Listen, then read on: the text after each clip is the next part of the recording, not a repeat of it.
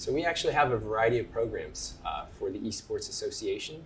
One is career readiness. So we actually work with the Career Center here to better prepare our association members to learn those life skills that they are going to need so that when they make that transition over to a career pathway.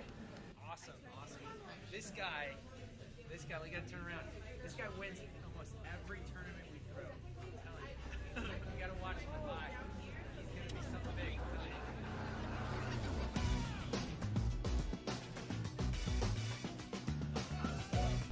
CSUDH Esports Association is centered in 4 domains: academics and research, community engagement, competition, and entertainment.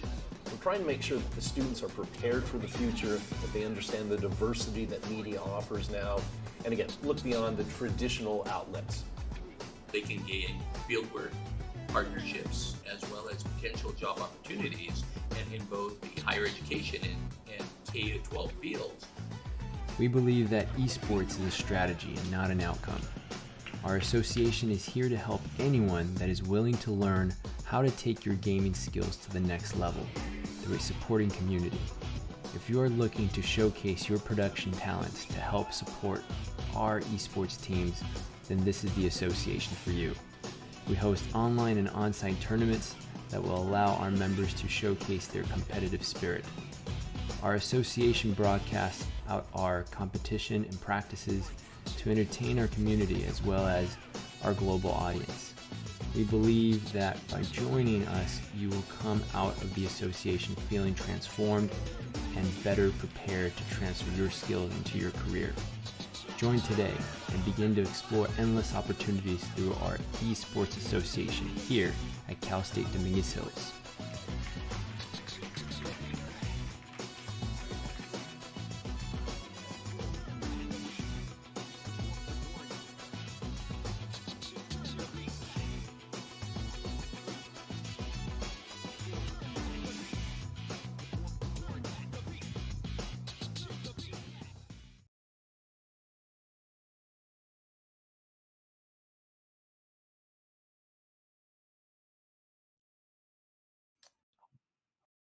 All right.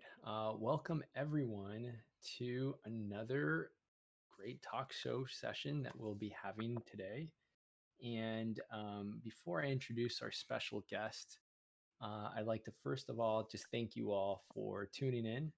For those that are watching live, thank you for being loyal and tuning in whenever you get the opportunity. And for those that are going to be watching this later, we invite you all to like us, follow us, to leave a comment below. And as you may know, there's also social media platforms that you can essentially follow us in. So without any further ado, we have a great topic to discuss. The title of today's topic is Streaming in a New Digital Landscape.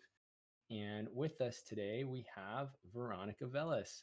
Please welcome Veronica and go crazy on chat if you could. Welcoming Veronica, aka Queen McRib. So, Veronica, please introduce yourself to everyone. Hi everyone, I'm Veronica. I'm a Twitch affiliate. I stream mostly Overwatch. I do so 3 days a week, except this month because I have no internet in my house. Um,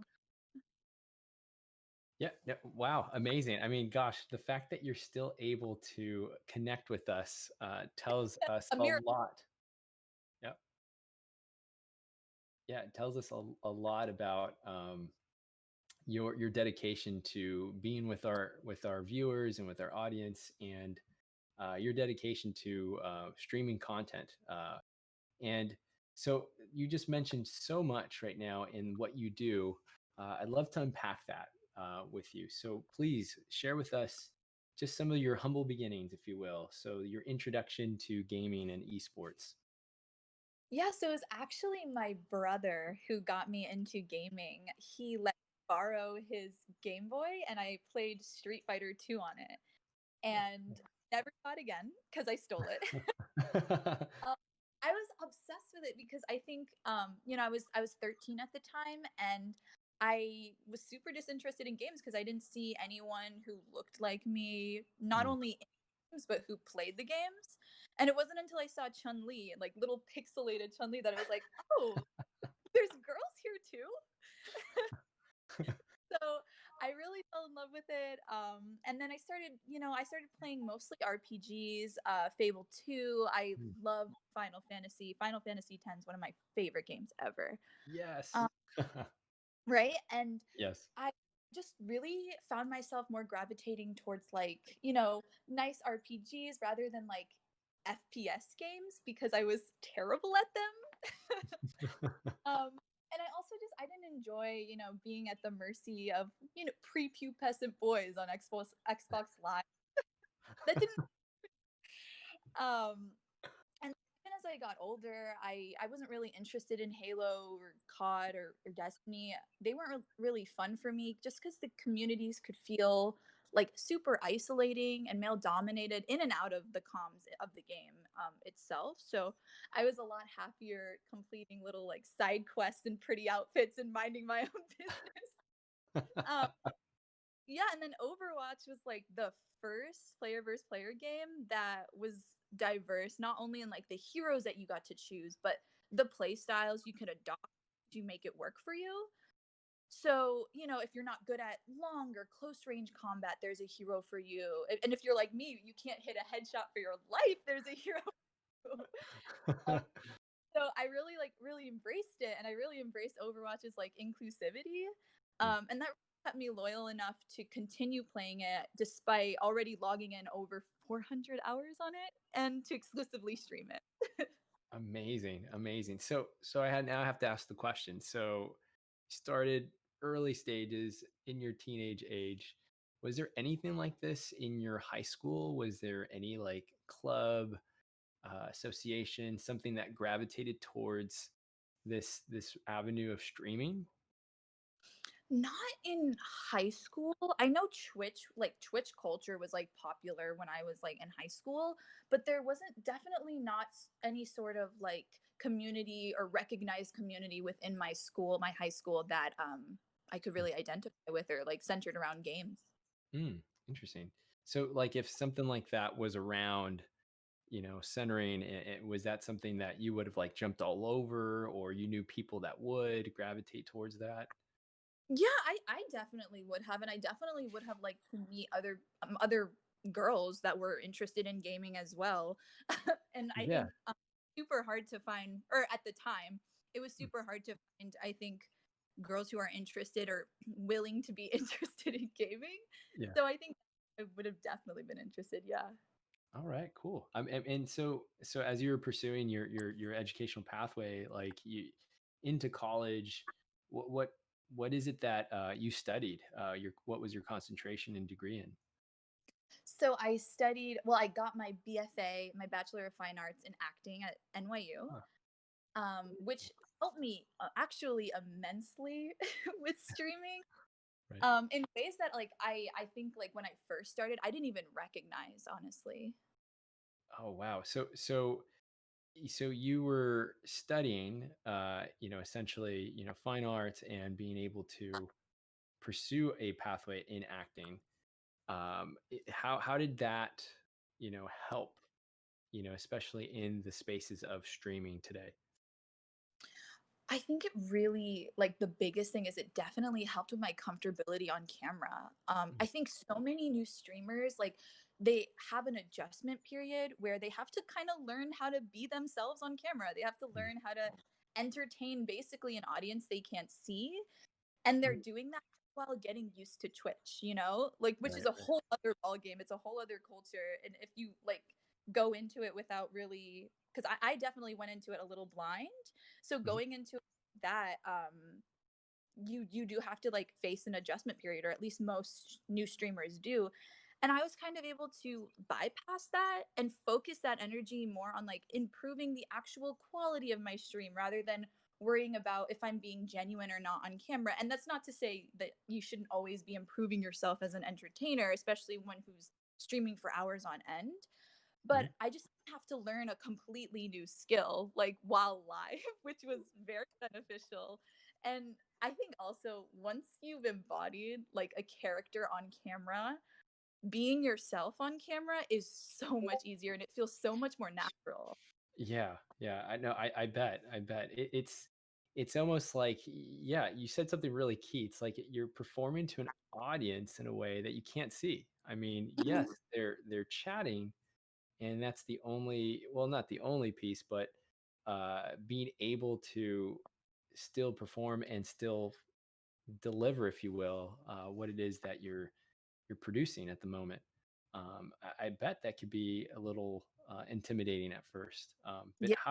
how do you like bypass that? How do you like hurdle over that so that it doesn't become a hindrance or something that roadblocks you as you're streaming?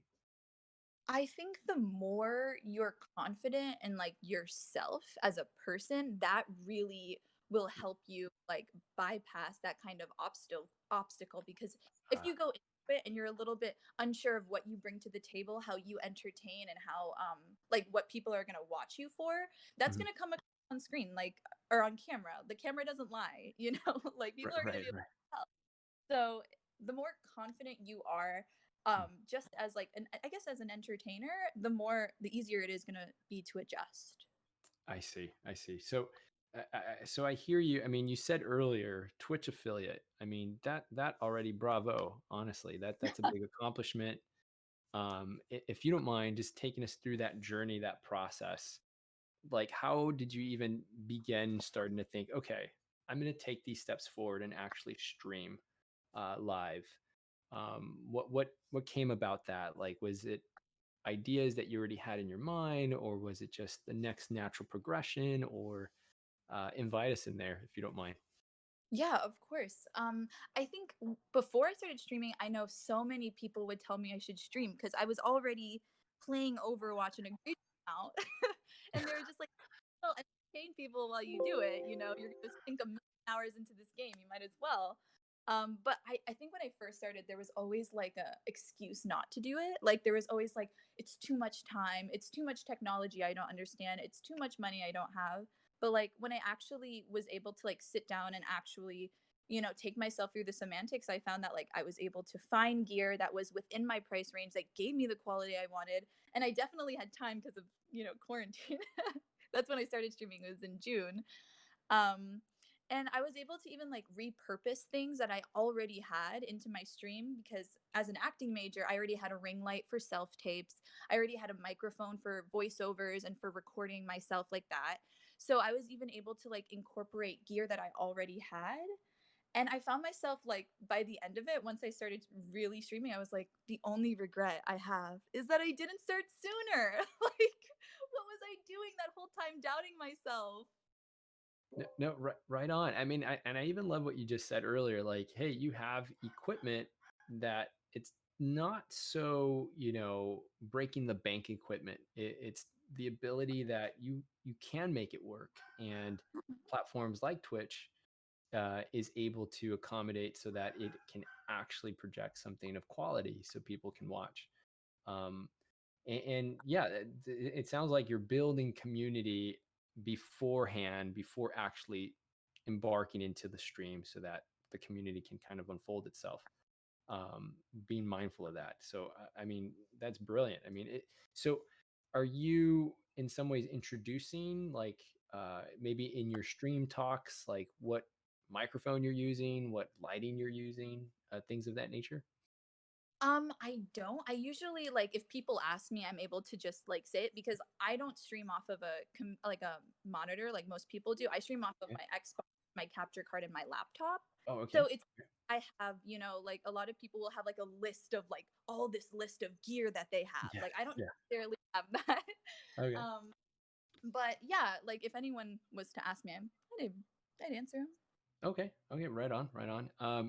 So no, no, and that's good to know. I mean, it's always curious for people that are new, right? These are all questions that need to be had as you're thinking of streaming, and maybe perhaps trying to poke that bubble that is saying, hey, you know what? Enough is enough.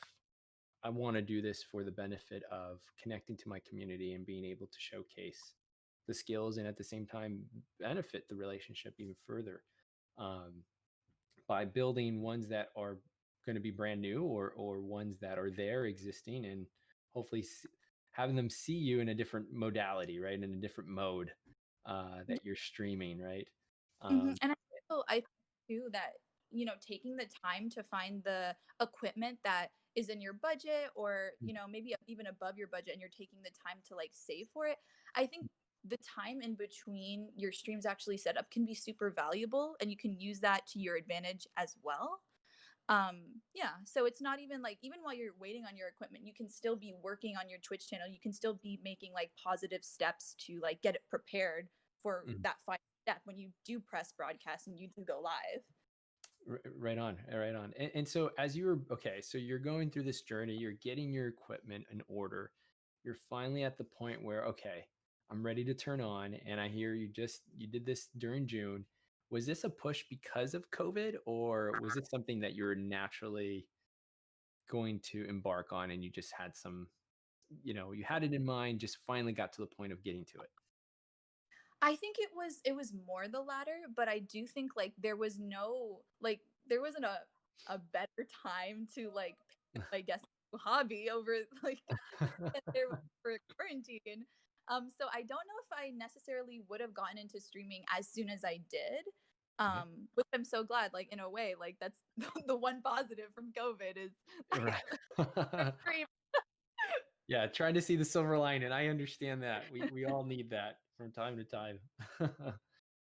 um, Excellent. So then you have, I mean, now you're finally at the point where you're streaming and you're getting yourself more airtime, if you will, or stream time. Um, did you immediately like invite, who was it that you invited to your stream? Like, what did that process look like? So when I first started, and I mentioned this before, I didn't really fully understand Twitch, which is honestly advice I would give for new streamers Okay. is like take the time to understand. Oh, let's Oh, see. I thought No, I lost you. no, I'll Um, get. yeah, but just take the time to understand the culture. Take the time to understand like what streamers you're attracted to, what streaming styles you're attracted to, so that you're not like me and you're starting and you're streaming to like zero people, because we already know. I think everyone knows Twitch's like discoverability algorithm is just so poor. Like have like a loyal number of viewers, and or like not even a loyal. If you don't have like a high number of viewers in your chat, you're just not going to be easily discovered. That's just how it works. So taking the time to watch other streamers, to build relationships and communities with other people in their community and other streamers, it's so valuable. It's so valuable, and I suggest that to do it before you even start streaming, because when you do start streaming, you're going to be able to stream to 5 to 10 people hopefully, and you're already going to be getting an edge on all the other new streamers that are streaming to no one. Right on, right on. I mean, well said. I mean, so now when you were building your channel, was it something that you decided, hey, I'm going to build my channel first before I go into the stream, or was it done opposite? Like, did you build essentially your space before entering the space? Yeah, I mean, and I think this also is another positive that my degree helped me out with. It's like branding. Branding, Mm-hmm. again, before you actually start streaming is so, so important. Mm-hmm. Just because people to know what they're coming to your channel for, even if you're not streaming, if someone finds you on Instagram or through a YouTube channel or however, and you're not live, you want them to know what to expect when you are live. There's so many streamers that I see, and they start and like all their panels are empty and they have like no information, and they could be like entertaining streamers in the whole world, but new viewers aren't going to trust you to be consistent enough with your content to like actually follow you and actually like gain that consistent viewer. So I definitely built my channel first and kind of self-reflected and decided what I wanted people to see as soon as they clicked, Queen McRib. I wanted to like be very clear on like who I am, on my aesthetic, and what I brought to the table first. And I think honestly that's one of the biggest factors into what helped me hit affiliate within a month, was just like so many people came into my chat and they were like, "Oh, I expected you to have more followers based on your profile, you know? And that's like the biggest compliment I think a new streamer can receive. Right on. Yeah. So you're building your brand, you're setting a message. Essentially, what caused you to build your brand? Like, was it, hey, a lack of what you're seeing right now in Twitch, perhaps? Or was it something, hey, this is who I am and this is what I'm about? Uh, Tell us how you even started the building blocks of your brand. Yeah, for me it was like what I really wanted to create like a fun, like girly space that people could go to feel like they were hanging out with their friend. That was like, because when I started actually watching Twitch, I found that that was the communities that I typically gravitated to. I liked smaller communities that I was able to really bond with and feel like, I'm watching this playthrough with like my best friend. So I was able to like use that and kind of like tailor my own channel towards that. And yeah, it was mostly like self-reflecting and deciding like what parts of myself I wanted to, make public. Yeah, right on. And so that's really cool. I mean, that you did that, that the feel is very like comfortable and yeah, like you're hanging out, if you will, Hmm. in Queen McRib's, space. Yeah, um, yeah. so now tell us a little bit about the name Queen McRib. Like, why the name? How did the name come about? I love the avatar. Want to know more about the avatar? That's obviously a big part of your brand. Share more if you don't mind. Yeah, so I was always like so I started gaming at 13, but I started like really gaming I would say like around 16, and I always jumped around with my usernames. I was like never confident in like the username that I wanted. I saw so many other like gamers like I've had this name since I was 12, and I just never had that. I never like picked a name that felt very me. So one day I was with my friend and I was complaining about some guy as one does. And I was like, he doesn't treat me right. He should treat me better. I'm prime rib. And she goes, you're not prime rib. You're McRib. You're queen of the McRibs. And it was just like, Queen McRib. That's a yes name. Like, I love that. That is so cool. What a cool story. yeah. Oh So my gosh. That's so cool. I So oh I'm sorry. sorry, go ahead. I interrupted there, but my gosh, that is so funny how just that inside joke, that putting the mesh of two names and just smashing it together, and then it just worked out to Queen McRib. That is so cool. I had no idea. That's awesome. Uh, Yeah. And I made it like my like name on everything. I was just like obsessed with it. so yeah, I mean, yeah, it's so true. I mean, getting your name, your gamer tag for those that are always looking to enter into a competitive scene or to a new space. I mean, that's a big deal. Identifying with the name that feels like it's genuine to yourself, that it feels that it's unique enough to yourself. I mean, it takes some time. I think maybe we throw names together up in the sky and then we'll see which one lands. But yeah, some of that stuff, when it happens pure accidental, it's like that aha moment, that eureka moment. You're like, oh my gosh, that's gold. That's awesome. Um, so how cool! That's really awesome. We got to hear the naming of Queen McRib. Now You you have to share with me the avatar. Like, describe the avatar. Okay, so the avatar, so there's like the headset and then the like whiskers on the avatar. That's Overwatch. That's Diva. She used to be my main. She's like less my main now, I'll say. I'm more of a support slash DPS main, I would say. But I used to play her all the time and I just loved her aesthetic and I felt like it fit kind of what I was going for a little bit more than the heroes that I do play. And then she has the crown on her head, which is actually a lot of people think it's just like a random crown, but from the anime No Game No Life, there's like this the king of games wears this crown, and that was the crown I chose because I thought that was like so tongue in cheek. That's so cool. So yeah.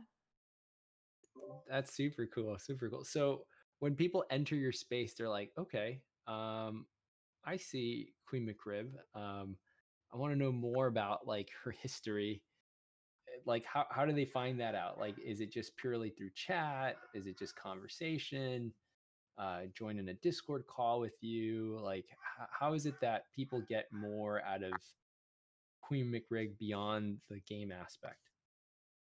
I think really like talking to me in chat is the best way to know, because I don't really have any sort of like about me panel that's like, the history of Queen McRib, because, I have 82 followers right now. No one's, dying to know the origin story, if you will. But I think like as soon as you like, you know, get to know me in chat, get to know me like as a like person, Right. like that's the best way.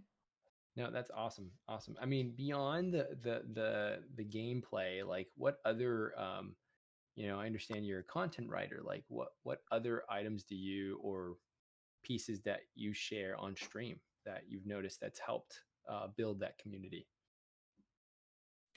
I mean, I am a web content writer for this emerging youth festival. Mhm. But again, I prefer to keep Queen McRib as like my alter ego. Like there's not a lot of overlap between like who like Veronica, like what's Veronica doing like in her daily life, and like what Queen McRib doing while she's streaming. I I typically keep them pretty separate. I know a lot of streamers just like merge it and they're just fine with that. But I also like, I don't know, there's some hesitancy with me for like bringing the people who I know in real life and who I know don't have an interest in games, and like bringing that like community that's like built entirely off of gaming. That has always been a little bit of a struggle for me.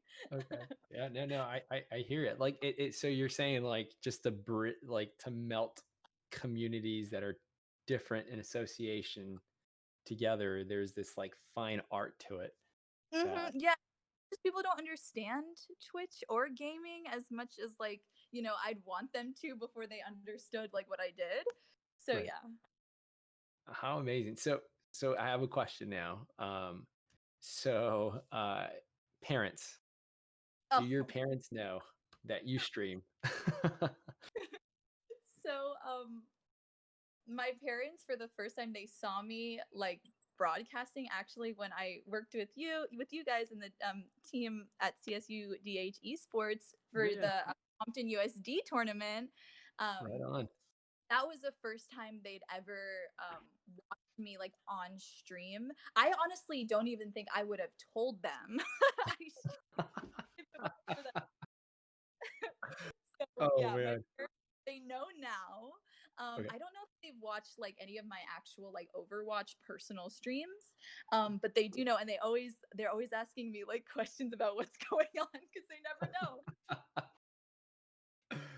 Well, I mean, that's kind of cool, right? I mean, now you get to share something interesting with your parents when you get a chance to talk to them. Uh, Yeah, and I think perspective too on like a community that they mm, they just didn't grow up with, that they just like don't understand because they're just not used to it. So it is like, yeah, you got to put it in perspective. for sure, for sure. I completely understand there. But I'm sure I mean, if they've seen you grow up, right, playing games, Hmm. did they have like this head scratching moment like, huh, I had no idea. Or no, I think I could have seen, Veronica leading to this route because she has always liked games and now is getting to do gaming and entertainment and being able to content develop.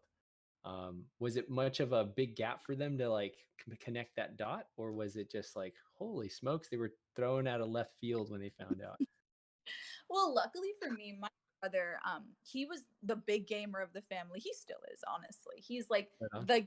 he was known as like the gamer of the family. So I didn't have to like bring them into completely new territory with streaming. Like he's more of a commentator on fighting games. Okay. Um, handles the 5. Oh wow. um, so yeah, that was more of like his community in gaming. So at least they had I guess a guinea pig. At least I had a guinea pig to introduce them before, I, but I don't think they were too surprised, just because like, I feel like streaming is a super symbiotic relationship with like my acting degree. So they Mm. were like, oh, makes sense. We know she plays games and we know she likes to entertain people. So yeah. All right, all right, nice, nice. I mean, so now, I mean, your relationship with your even your own brother, like him now knowing that you're streaming, do you like, how does that like further on your bond now that you have this platform of streaming content like games and other items too? How does that like mesh, if you will? Yeah, I mean, it's definitely like connected us on like a whole other level because personally, like before I started streaming, I don't think I fully understand what my brother did. Like Mm. I've never been like a fighting games person. I've always been more of like a, like I said before, Right. RPG and like, person. So I didn't really like fully understand that community. So streaming offered me like insight, and it was super cool because even when we were on break when I was hosting the Compton tournament, Mm. I talked to the casters, Eli the Curry and Kuba, Yeah. and I brought up my brother, and they knew him. Like I was like, Wow. so cool. Yeah, they're big. They're big in the fighting game community. Absolutely. No, that's really cool. I mean, small world, right? The more you Yeah, do it, the more you get to know more people. And like you said, you're building community, and it just leads to more people getting a chance to see your work and get hopefully inspired.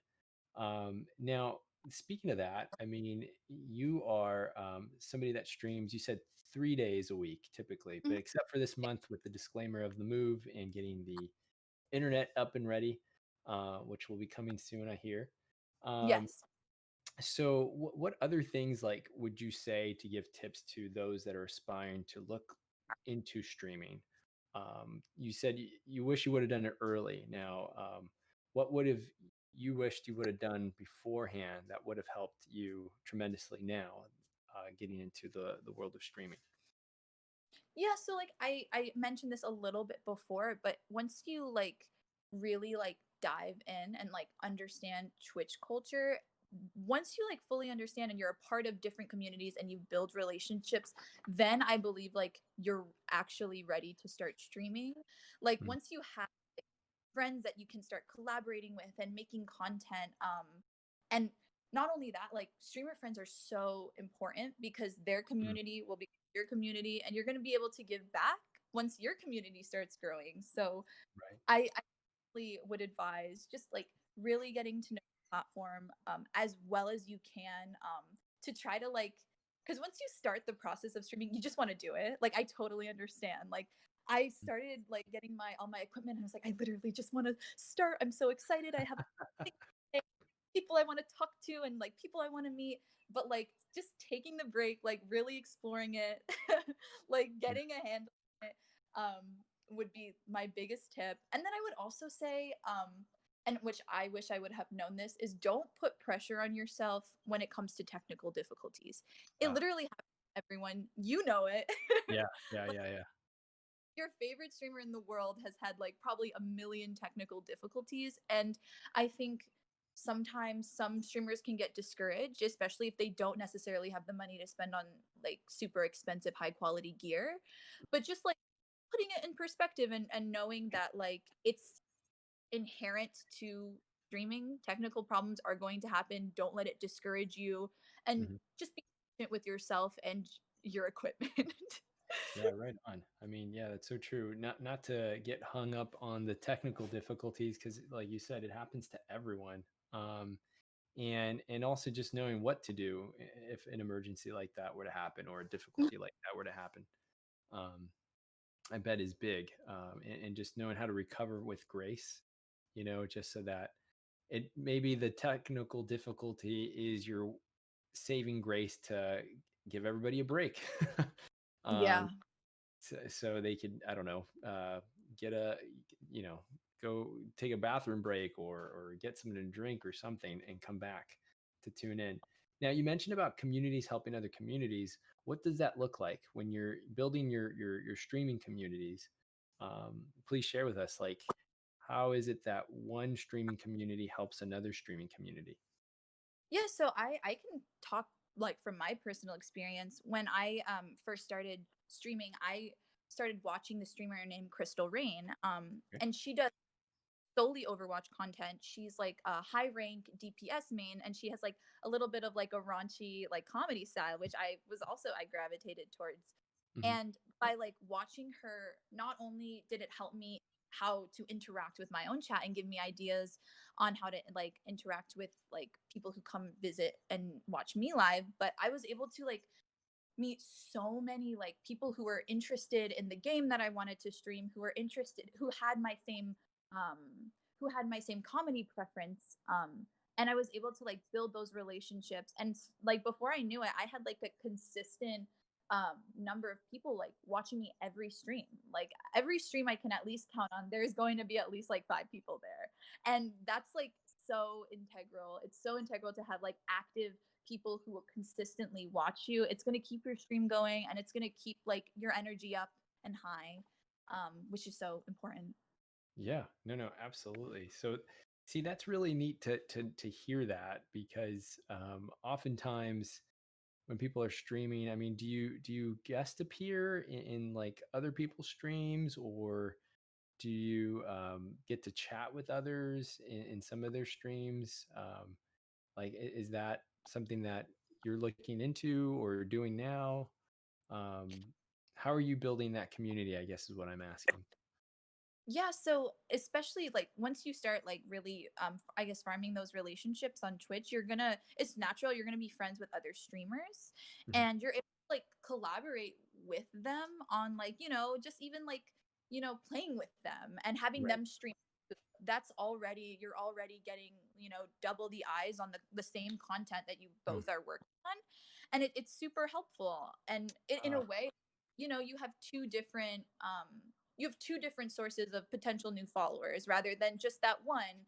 And it also brings more comedy to the stream rather than having to rely solely on yourself. mm. Which, you should be used to as a streamer. You should be able to entertain um by yourself anyway, but it just takes a lot of the pressure off yourself, and it promotes that kind of like you're playing with friends, and it's like a lot less pressure.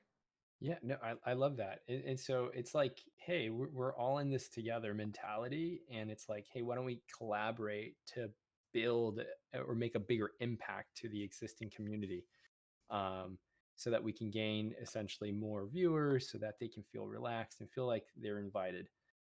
That's brilliant. I think that's smart. And the fact that you're reaching out and taking those steps to be able to gain those relationships, is, encouraging to know that there is platforms like that within a platform like Twitch, which I think that's brilliant. It's how you insulate and grow. That's awesome. Now, share with me a little bit about perhaps some of the things to be aware about. Um, what are probably the things to be mindful of in today's climate as you Mhm. stream? I think, and I can say this from like a female streamer perspective. I think you really have to control your space, and it's empowering to have a little space on Twitch that's your own, that you get to Mm, um, control on your own terms. So if someone, is being inappropriate in chat, well, make sure you have mods that, mm, that you trust, and that like can understand the difference between like joking and being like outwardly like, outwardly negative. yeah, yeah. But if for whatever reason, there aren't mods there, you haven't modded anyone, it's not trying to appease people, because I know when you're a new streamer, every view counts, every follower counts. So I think there's a little more hesitation on timing people out, on banning people if they really like step over the line. Mm, Because you don't want to step on anyone's toes. You want to be that person that everyone watches, mm, but you really do have to take control over your space, especially if you're a female streamer. It can honestly be empowering to have your own little like space in the gaming community that you have 100% control of. mm, So being confident with those decisions, realizing whenever, some like a user is really, I guess, taking the vibe of the chat down or lowering the Mm. quality of the experience, and just not being hesitant, being confident with that, um l- with um with whatever rules or whatever rules you have in your chat. It's Right, really important. right, right. No, no, right on. And when you said mods, like, those mods that you have set up is watching your chat, right? It's to almost surveillance to make sure that it's not alluding to something that would lead into maybe toxic talk. Um, Hmm. and it's great that it has that system built in, but you're absolutely right. You said built that in first, and I think maybe perhaps it would deteriorate some of that toxic talk because of the space that you've built to Hmm. invite others to be entertained in a space that feels safe for all. Um, but have you encountered um, any kind of toxic talk in your streams before, or has that like really helped put a standstill? I am actually pretty lucky. Like, though I've had I would say 3 different experiences where toxic people have like wandered into my chat. I'm like, how did you even get here? Mm, Um, mm, mm. but I have been really fortunate where at least like my community is like positive enough where if there is any like negativity in my chat, either like just their presence alone and their comments alone will like shoo out that negativity. Nice, nice. Um I every female streamer has dealt with some toxicity, Mm, whether you're just starting out or you're like, Pokimane levels of famous. Like mm. every streamer is gonna face that. And it's just going into it knowing that and kind of having a plan on what to do when it does happen. Just be prepared.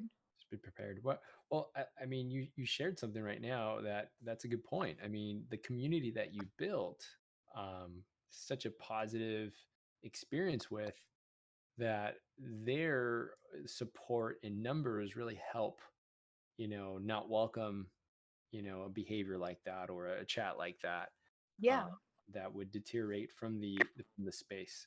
So yeah, it goes to say like the community of building them up so much so that way they have they're empowered to say something on chat and not letting it go and letting it slide by. um, Hmm. it is very important. So yeah, I would see that as being something very centered and thoughtful to promote a strong community in the get-go so that you have that kind of reassurance to know that hey, this is going to be something that isn't going to be tolerated. And I don't know which channel will tolerate it, to be honest. But yeah, I would think that would help any beginner streamer so that way they're not in that space of uncertainty of Hmm. how to approach it for the first time. Now, I'm sure. I mean, I was going to say you start off with a community of friends that you knew. Like, how is it that your friends who are watching you, that are tuning in with you, now part of this journey with you, what is their overall experience? A lot of my friends on Twitch are streamers themselves, and they've honestly been doing it longer than me because Ah, in the grand things, I've only been streaming since June, which is actually like not a super long time to be streaming. So they have helped me immensely just in like how I watch them stream and their experience and how they interact with the chat. And in turn they've helped me immensely. Like they're always there. I can always count on like a couple of them always showing up and cracking jokes and making it a fun experience for everyone. So yeah. no, right on, right on. So you rely on your community to help inform some of the content you're delivering. It sounds like. Oh, I feel like every Twitch streamer does. Yeah, I mean that's brilliant. I mean it's the ability to like keep giving it to the people for the people, and it's always people centered. Um, Hmm. so it doesn't feel super scripted or a scheduled programming that will be already predictable. There's a lot of ambiguity, unpredictability, and heck, we're just gonna roll with it. Yeah. Well, how cool. I mean, so So going back to what you learn and study in your degree, was this something that you foresaw yourself doing, or was this like just pure out of the blue? You thought, you know what, this is just another opportunity and channel to showcase some of your learnings and teachings in your degree, putting it to use. Yeah, I always wanted to stream. That is one thing. Like I would always see like YouTube videos of streamers, and I would just be like, that just seems so fun. Mm, Like I had in high school, I used to have a YouTube channel, and to promote it, I would go on this website called YouNow, and it's kind of similar to streaming, where it's just like you have a chat talking to you, but it's like a just chatting stream. You're not playing a game or anything. You're literally just talking. And I was able to get like a little taste of what Twitch was going to be like with that, because I was like able to interact with the chat, and it was like my first time doing something like that, and it just felt super supernatural for me. So Twitch did seem like kind of like an inevitable path I was at least going to explore at one point in my life for sure. Um, but yeah. awesome, awesome. And now you're gonna have to share with us what new perhaps content, or as you're thinking about engaging others, what is something new in the horizon for you that you can share with us? So I am planning, as soon as I get my internet back, because it's just been so long. I am planning a 10-hour stream, which I'm excited about. It's daunting because all my streams, like I cap my streams usually at 4 hours, and they will not be longer than 5 hours. Okay.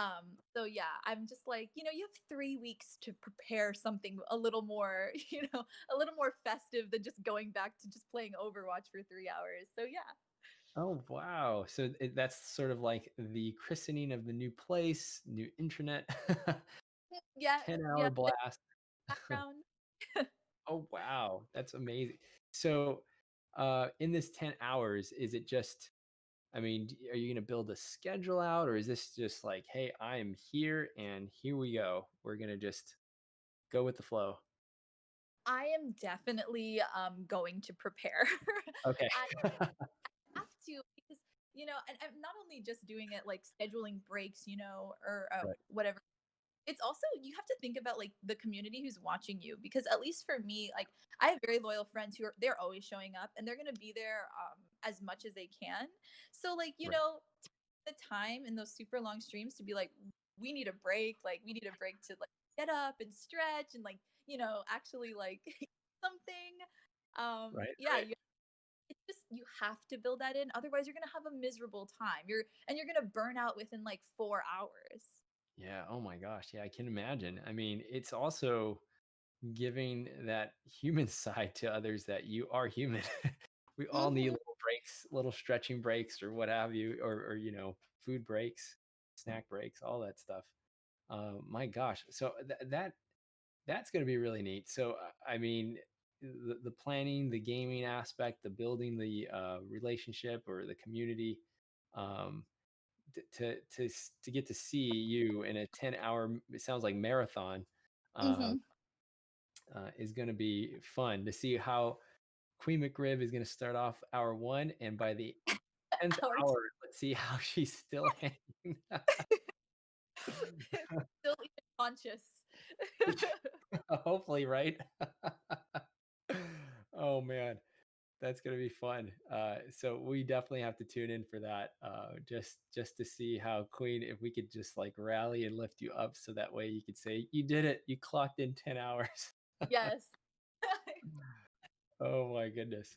Well, that's awesome. I mean, the fact that you got a lot of inspirational support from Twitch streamers existing now, and also even close to home with family, and then being able to pursue a degree that really has added another dimension. It sounds like being able to pursue this modality and even think outside the box how you want to represent yourself and your brand, and being able to be courageous enough to take those steps, knowing that there is some potential harm that could happen if not prepared, if not aware, Mhm. and if not building the community that really is, resistant to any of that kind of backlash from toxicity natures that occur from time to time.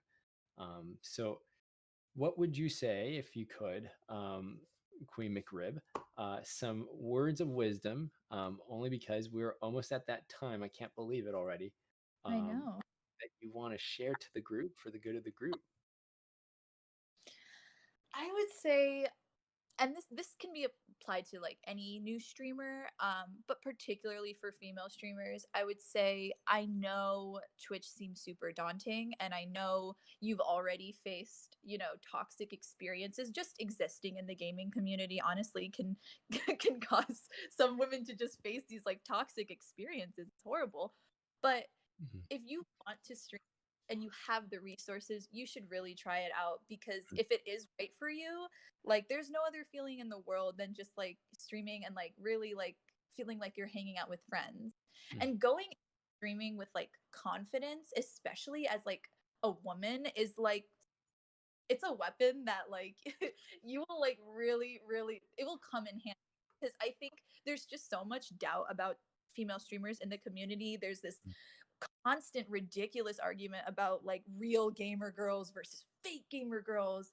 And I mm, think going into it with confidence, knowing what you bring to the table, be it how good you are at a game, how well you entertain, whatever it may be, the community you bring, go into it with confidence, unwavering confidence, mm. and you'll really see a payout with that.